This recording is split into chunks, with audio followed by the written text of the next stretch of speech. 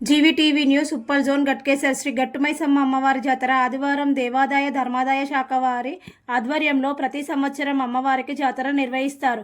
ఈ సంవత్సరం కూడా జనవరి 25 ఆదివారం రోజున శ్రీ గట్టుమైసమ్మ అమ్మవారికి ఉదయం 4 గంటల నుంచి ప్రత్యేక పూజలు జరిపి గట్కేసర్ జీహెచ్ఎంసీ పరిధిలో అమ్మవారికి మహిళలందరూ పసుపు కుంకుమలతో వేపాకులతో నైవేద్యంతో అమ్మవారికి బోనాలు చేసి సమర్పించారు.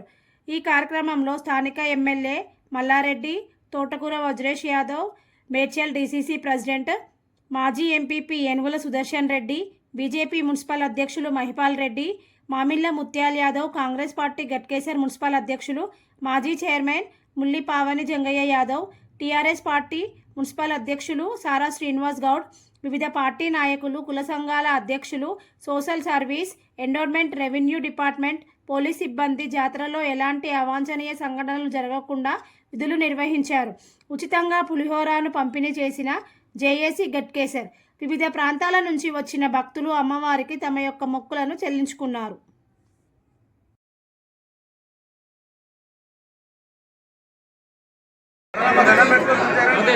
జరగండి అర్చన లేని వాళ్ళు జరగండి కొద్దిగా.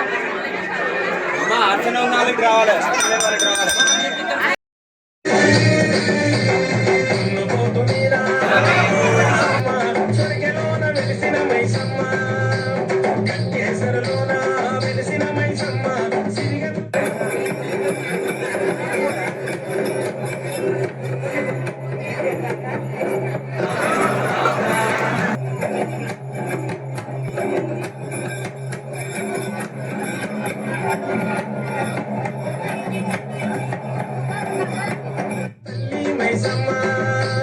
భక్తులను రక్షించే మహాశక్తివే, దుష్టులను శిక్షించే లోకమాతవే.